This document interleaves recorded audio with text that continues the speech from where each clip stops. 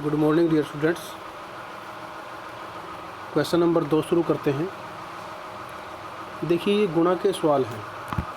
देखिए दोनों मीडियम के लिए simplify each of the following expressions. 4 part है इसके अंदर और इसी प्रकार इसके अंदर भी 4 पार्ट हैं। तो हमें इन क्वेश्चनों को करेंगे।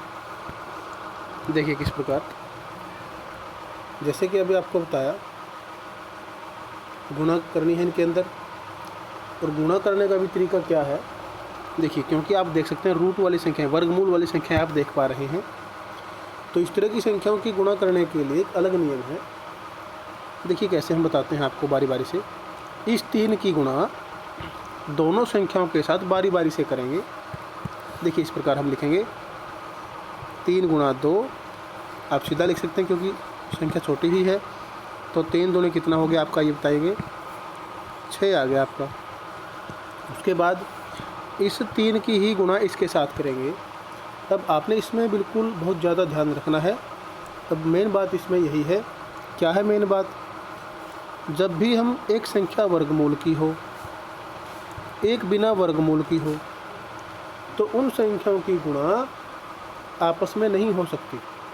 मतलब हो सकती है या नहीं हो सकती है का मतलब क्या है इसके अंदर। देखिए ये जो 3 है इस 2 के साथ गुणा नहीं होगी, रूट के साथ भी गुणा होगी पूरा इस तरह से। ये मतलब बाहर ही लिखा जाएगा। जैसे हम अगर 2 गुणा x करते हैं तो क्या करते हैं, 2x करते हैं गुणा। पिछली कक्षा में आपने सीखा होगा।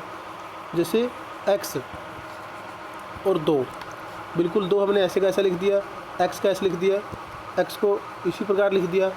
इसका मतलब क्या हुआ कि इनकी गुणा जब भी अलग अलग संख्याएं होती हैं, अगर गिनती हैं, काउंटिंग है, नंबर्स है, उनकी संख्याएं की जब हम गुणा करते हैं तो वो संख्याएं तो एक हो जाती हैं।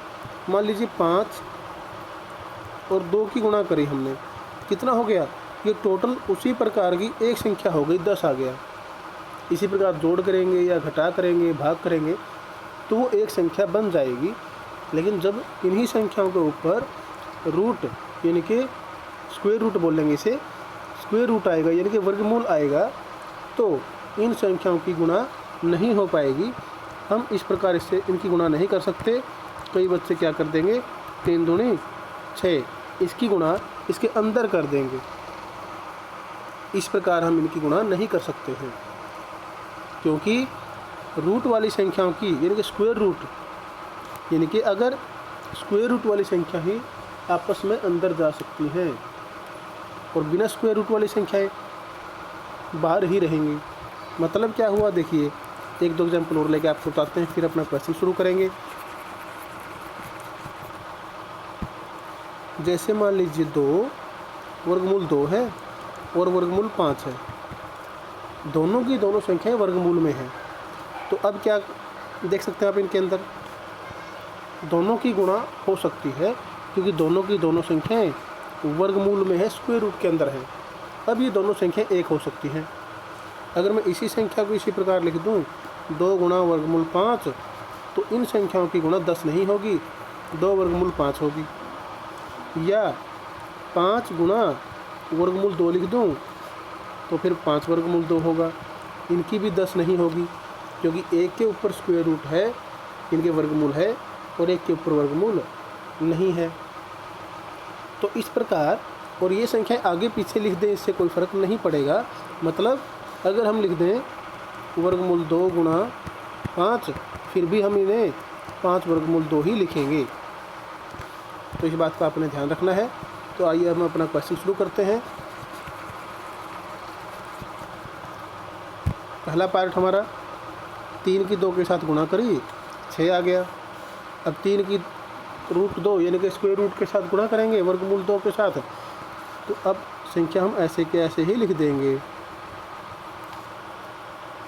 अब इसी प्रकार इसके साथ वर्गमूल 3 की गुणा इन दोनों के साथ करेंगे तो क्या आएगी गुणा, 2 वर्गमूल 3, क्योंकि ये संख्या इस प्रकार है, वर्गमूल 3 पहले फिर ये, तो ये इस प्रकार आएगी इसकी गुणा।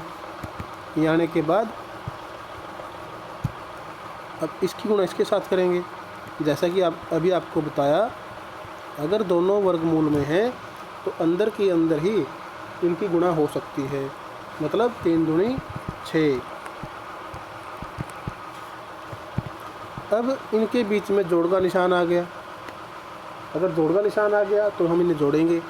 अब आपने देखना है कि क्या अकेली संख्या है कोई, मतलब 6 प्लस क्या इसी तरह की अकेली कोई संख्या आपको दिखाई दे रही है। आप कहेंगे 3 है, लेकिन ये अकेली नहीं है, इसके साथ कौन है, वर्गमूल 2 भी है। इसी प्रकार ये वर्गमूल ये 2 है, लेकिन इसके साथ वर्गमूल 3 भी है, तो ये अकेली संख्याएं नहीं है। और ये वर्गमूल 6 है, तो ये अलग संख्या हो गई, तो 6 में कोई संख्या नहीं जोड़ी जा सकती। अब इस संख्या को देखिए आप, वर्गमूल वाली संख्याओं को देखिए। वर्गमूल वाली संख्याएं अगर एक जैसी हैं तो वो जुड़ सकती हैं, अगर वो एक जैसी नहीं है तो वो जुड़ भी नहीं सकती। मतलब क्या हुआ, देखिए मैं बताता हूँ आपको। फिर यहाँ पर एक एग्जांपल लेते हैं हम। वर्गमूल 2 में अगर हम वर्गमूल 3 ले लें तो कुछ बच्चे समझेंगे सर ये वर्गमूल 5 हो गया, लेकिन ऐसा नहीं होगा, क्योंकि ये संख्याएं भी बिल्कुल एक जैसी होंगी तभी जुड़ पाएंगी, नहीं तो ये जुड़ भी नहीं सकती हैं। तो हम इनका जोड़ क्या आएगा, इनका जोड़ यही आएगा, वर्गमूल 2 प्लस वर्गमूल 3, यानी कि हम इनको जोड़ ही नहीं पाएंगे। तो जोड़ेंगे कैसे, देखिए मान लीजिए आपने वर्गमूल 5 ले लिया और एक और वर्गमूल 5 ले लिया। ये कितने वर्गमूल 5 हैं, एक ये है और एक ये है, तो वर्गमूल 5 तो ऐसे का ऐसा आ जाएगा और 2 वर्गमूल 5 आपका ये हो जाएगा। इसी प्रकार अन्य संख्या लेकर देखिए। अगर मैं इसी संख्या के आगे 3 लिख दूं तो अब इसका जोड़ कितना होगा, अब इसका जोड़ होगा, देखेंगे आप, क्योंकि वर्गमूल 5 के आगे लिखा हुआ है 3 और एक वर्गमूल ये है, क्योंकि इसके आगे नहीं है तो इसका मतलब 1 है ये, तो कितना हो गया आपका ये 4 वर्गमूल 5। इसको आप अन्य तरीके से भी समझ सकते हैं। कैसे, देखिए हमने क्या लिखा था, 3 वर्गमूल 5 लिखा था,